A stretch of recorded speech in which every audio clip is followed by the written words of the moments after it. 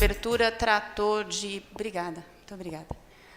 Tratou, acho que todos os que falaram pela abertura, na abertura, falaram do direito na prática, né? De sair, fazer esse movimento de saída da fala para a ação, até de levar a fala na ação e de trazer a ação para dentro da academia. E é um pouco isso que nós temos feito dentro desse movimento, que aí já não parece mais só a fala utópica, mas a ação utópica, e aí deixamos de estar somente na utopia, né? Tem acontecido, nós temos caminhado com ações concretas e trazendo o que tem sido exercido de atividades dentro dessa perspectiva do reconhecimento dos direitos da natureza, não apenas na letra da lei, o que o Equador já o fez, a Bolívia já o fez com maestria, mas que mesmo eles agora reconhecem falta que isso venha a se tornar efetivo, que haja uma efetividade naquilo que já conquistaram com a introdução em suas constituições, né? A professora Germana fez, então, um traçado histórico dessa utopia, né?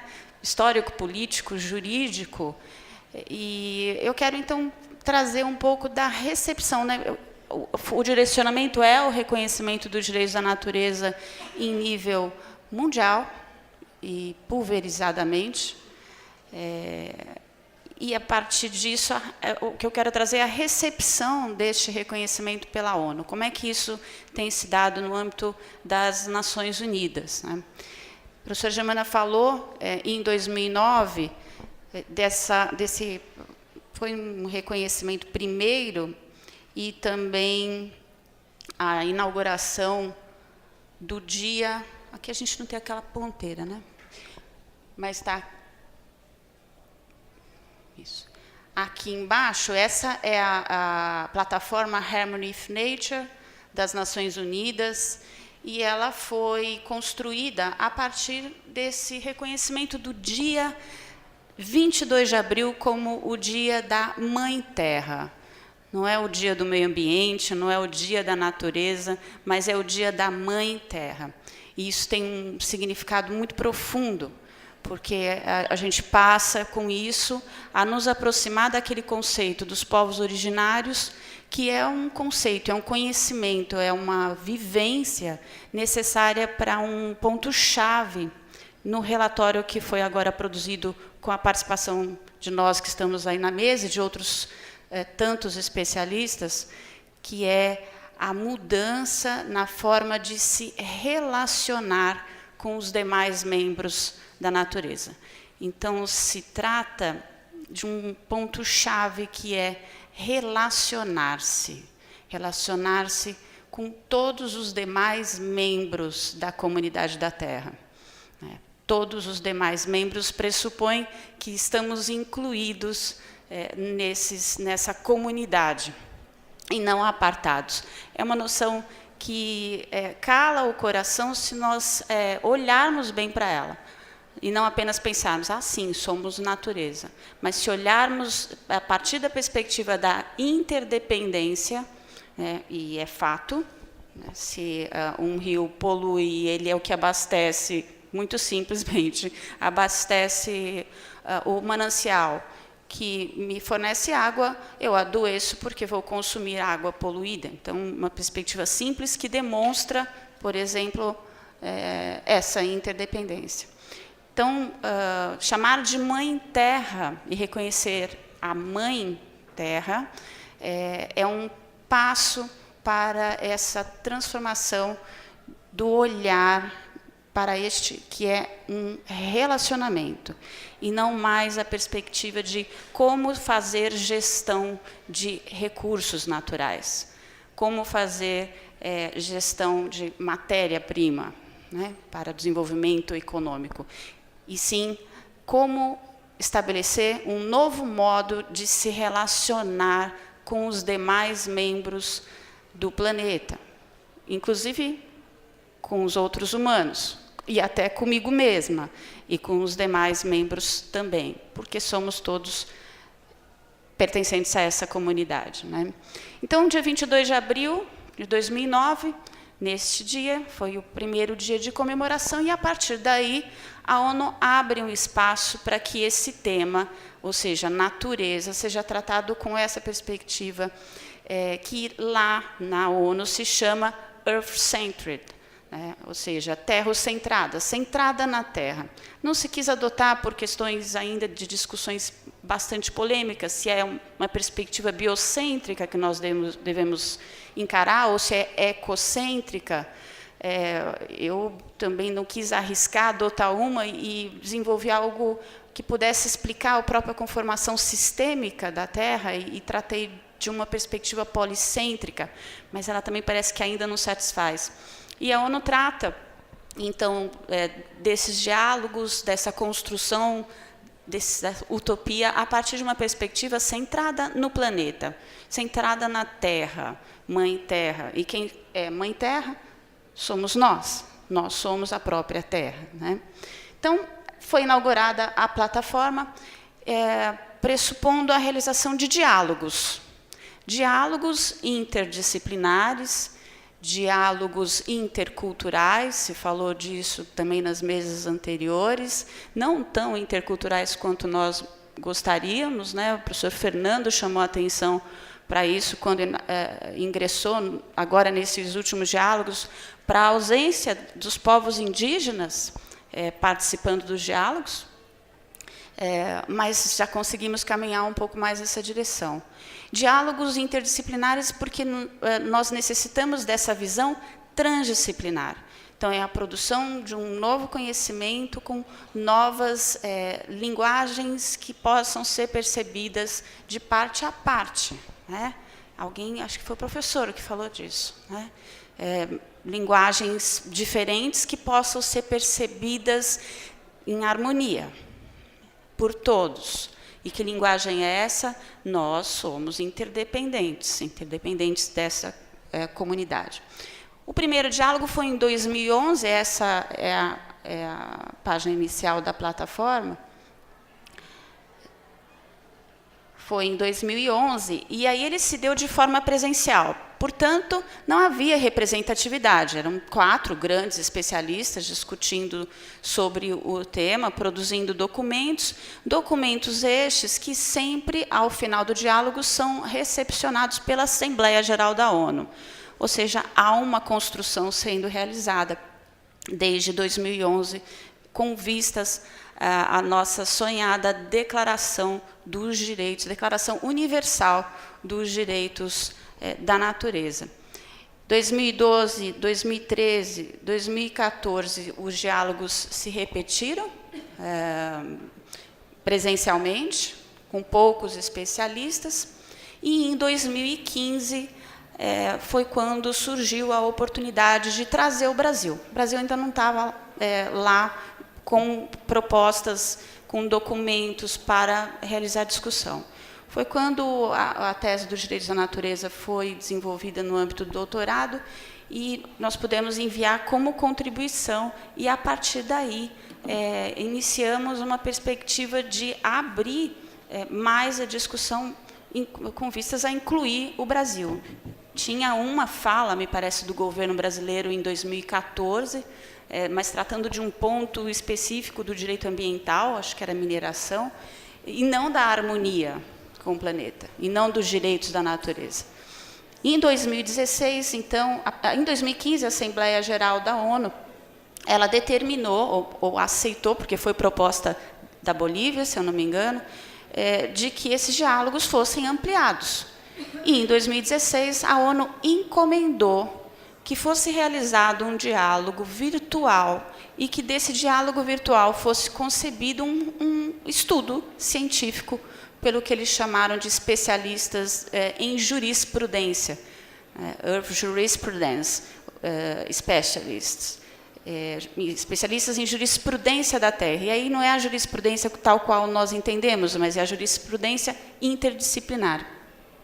Então, eles criaram essa plataforma, digamos, subjacente, que é uma plataforma dentro daquela inaugural, porque aí ampliou o leque.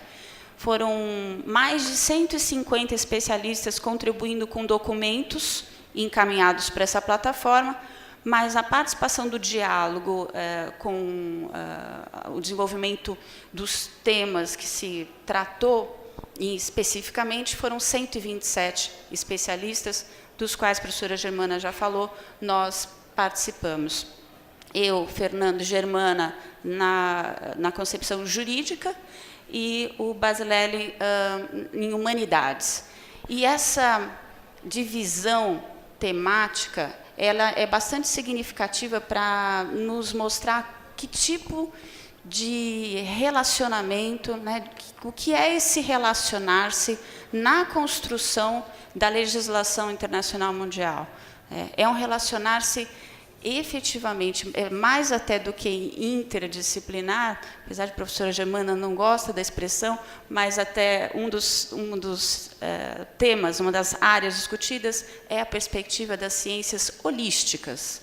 E assim mesmo, utilizando por diversas vezes a expressão holística, o relatório foi concebido e pensado nessas diversas disciplinas ali participantes, para que se produza efetivamente um olhar transdisciplinar sobre o que é que precisamos, como é que devemos, longe de pretender teorizar, né, mas como é que pretendemos seguir com a aprovação de uma Declaração Universal dos Direitos da Natureza e estimulando, ao mesmo tempo, estimulando com que os demais, com que todos os países o façam e, ao mesmo tempo, recebendo as contribuições de tudo o que tem acontecido em cada um dos países.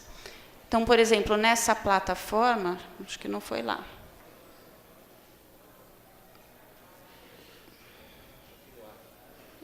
Não, continuar. Sem óculos fica difícil. Nessa plataforma tem uma parte riquíssima que se chama documentos, que para os estudantes é algo absurdamente fácil e rico como pesquisa para quem se interessa sobre o tema dos direitos da natureza, tratando da harmonia com a natureza, porque contém lá a legislação de todos os países e estados que já reconheceram os direitos da natureza em suas legislações, decisões judiciais que já mencionaram de alguma forma a perspectiva do reconhecimento dos direitos da natureza, e o Brasil a gente precisa alimentar lá, estou olhando para uma das pesquisadoras do nosso grupo de pesquisa de direitos da natureza, a Bruna, alimentar porque nós temos decisões que tratam, por exemplo, da guarda compartilhada de animais, e que nós podemos fazer uma correlação com o que se pretende desenvolver. Legislação, doutrina, várias publicações, todas digitalizadas e ali alimentando a plataforma. Tem algo como 3.000, 4.000 documentos. Então, não é pouca coisa em termos de pesquisa. Parece que aqui não vai. Vamos voltar lá. Porque era justamente o relatório. Mas eu acho que eu tenho num pendrive.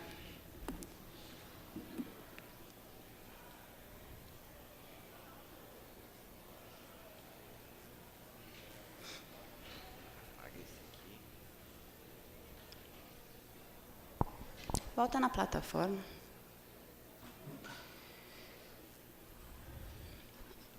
Então, contando do histórico da recepção da ONU, a partir do reconhecimento do Dia da Mãe Terra, na conferência na Rio+20, aqui no Rio de Janeiro, a declaração que foi extraída trouxe pela primeira vez uma declaração, também o reconhecimento de que alguns povos, aí nós não nos assumimos como inteiro, mas que alguns povos denominam este planeta que nós estamos preocupados com ele, como se não fosse conosco mesmos, né, como Mãe Terra. Alguns povos o reconhecem como Mãe Terra. De que é a nossa casa comum.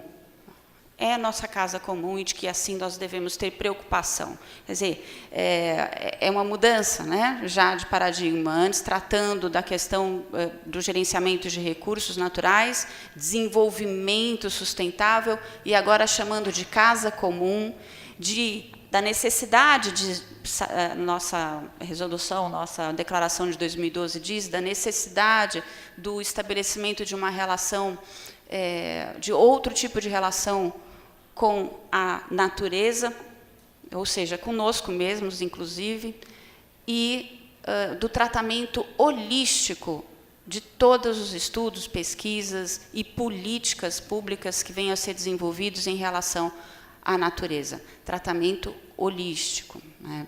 Ou seja, multidimensional. E aí, os diálogos de 2016, nessa multidimensionalidade, traz também o espiritual. Não dá para falar, o professor falou muito da questão da inter-relação, né, até da espiritualidade com o racismo, por exemplo, e não dá, assim, para falar de uma nova perspectiva, de um estabelecimento de um novo tipo de relacionamento, sem falar de espiritualidade. E aí, necessariamente, eu não estou falando de religião, né? Eu estou falando do tratamento daquilo que cala o espírito. Ah, obrigada, Fernanda. Tá vendo? Tem que ter um carvalho, porque essa solidez vem aqui com segurança, aperta os botões corretos. Obrigada, Fernanda.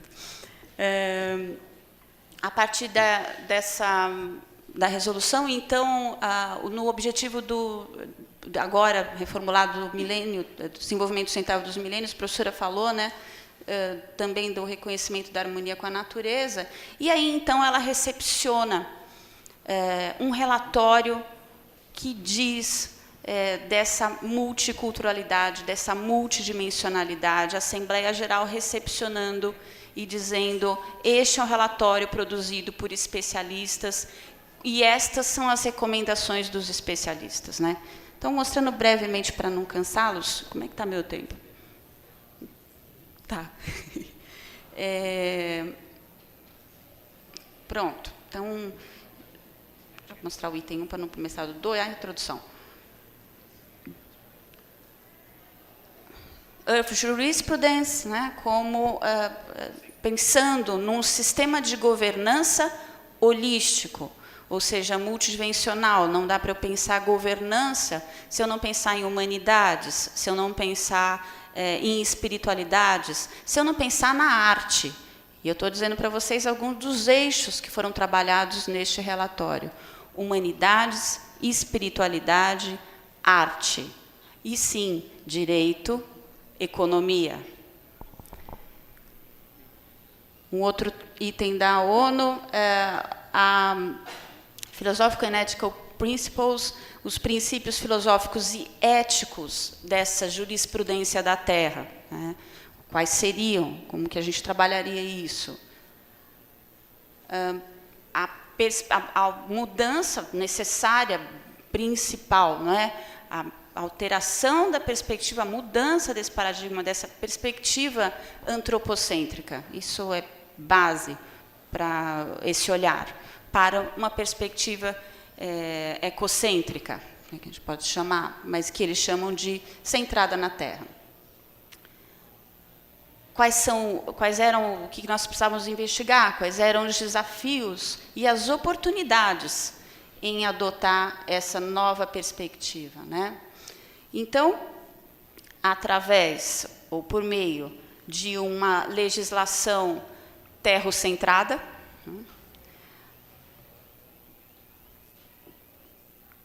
esse documento está disponibilizado na plataforma em todas as línguas recepcionadas lá na ONU, o espanhol. Eu tinha aberto em espanhol aqui até para homenagear nossos amigos, né, de língua hispânica, mas não consegui abrir. E perdão se eu estou falando português muito rápido, professor. Está dando para entender? Economia ecológica, ou seja, a economia na perspectiva da ecologia profunda. E na parte da economia, um ponto central é a economia solidária, e o aprendizado da economia solidária, aliás, todo o aprendizado desses relatórios são muito coincidentes com o que o bem viver, né, o bem vivir ou vivir bien dos nossos amigos do Equador, da Bolívia, tem nos ensinado, né? É a perspectiva desses povos originários. Então, é a perspectiva de uma política comunitária, né, que se estabelece das bases e que é pulverizada e que vai do micro para o macro, né? É a pirâmide invertida, né? É uma economia que é uma economia solidária, uma economia que pressupõe a não concorrência, inclusive, mas a cooperação e a solidariedade.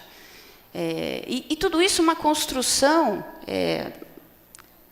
que não se esgota, né? Uma construção teórica. O Alberto Acosta fala isso na obra dele, do Bem Viver, que, aliás, acabou de ser lançada aqui no Brasil, edição brasileira, ele chama. A construção do que é o bem viver, né? Que é a outra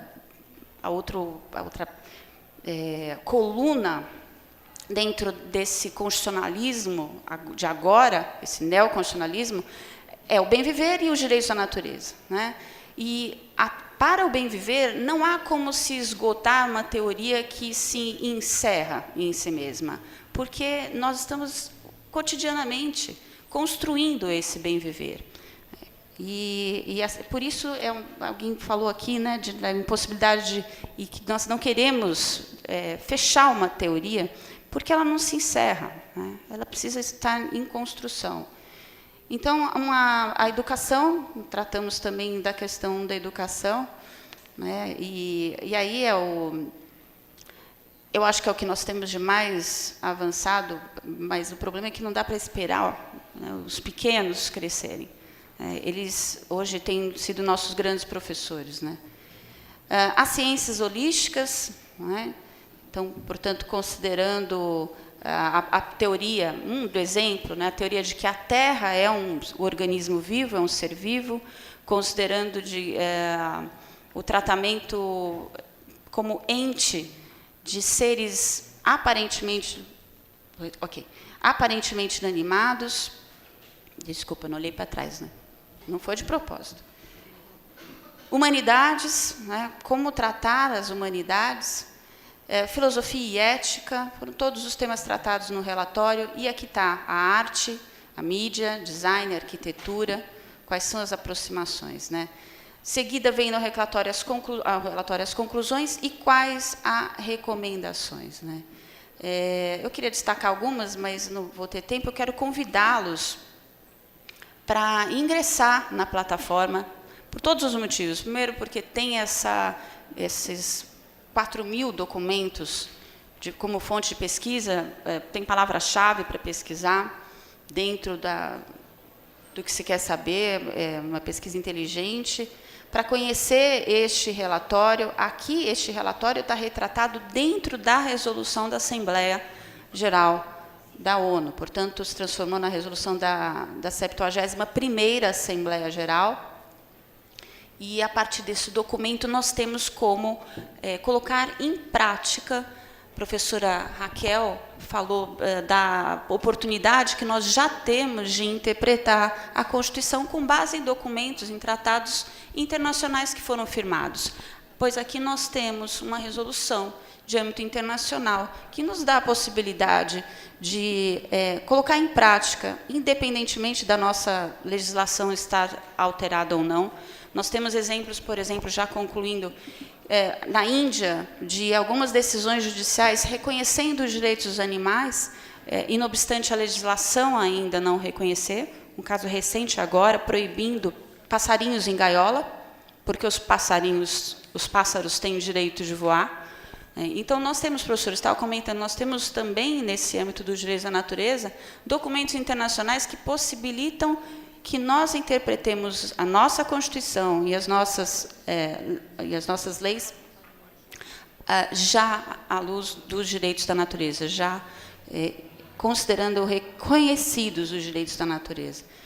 Então, aqui, a relação dos 127 especialistas, né? Então, estamos as Oliveiras e o Carvalho aqui, Né? Olha que está aqui. Ele, não nessa, não da jurisprudência. Fernando Germana. E sabe que eu poderia estar aqui logo embaixo de você? Também o Santos e Guerra, o Willy Santos. Mas ele está aqui? Não. Eu poderia estar bem aqui, porque o meu é de Oliveira também, mas ficou lá só o Rasson. Está aqui, ó. A Cristiane Derani, professora Germana mencionou, Vanessa, enfim. E é interessante, porque num outro ponto da plataforma, se vocês tiverem curiosidade de pegar trabalhos por autor, tem um outro ponto da plataforma que você clica no autor e aí você consegue acessar o trabalho de cada um deles, todas as contribuições de cada um nas suas atividades acadêmicas e profissionais. Né? Esse relatório, ele agora vai ser aberto a toda a comunidade. Né? Então, há uma oportunidade de participar agora extremamente interessante e importante, e isso faz parte daquele discurso, que, na verdade, é quase uma convocação feita pela manhã, que não podemos ficar apenas aqui no âmbito do conhecimento, pelo conhecimento, há que se ir para a ação, né? Levar conhecimento, compartilhar conhecimento e levar o conhecimento para a ação. Então, fiquem de olho, acompanhem, porque a plataforma vai ser aberta para a população do mundo, para que a gente possa participar disso, contribuir para dizer o que tem acontecido, o que eu tenho feito na minha comunidade, de um lado, e contribuir com o que tem sido produzido lá, de outro lado. Então, é sair do discurso e colocar o discurso e o conhecimento na prática, esperando que nós enxerguemos, na verdade, que essa mudança de paradigma ela já está acontecendo. Né? Ações já têm acontecendo. Um olhar positivo, né? Não é só precisamos fazer. Olha porque perceba, já está acontecendo. E ressaltar isso que já está acontecendo. Já está acontecendo. Né? Muito obrigada pela atenção.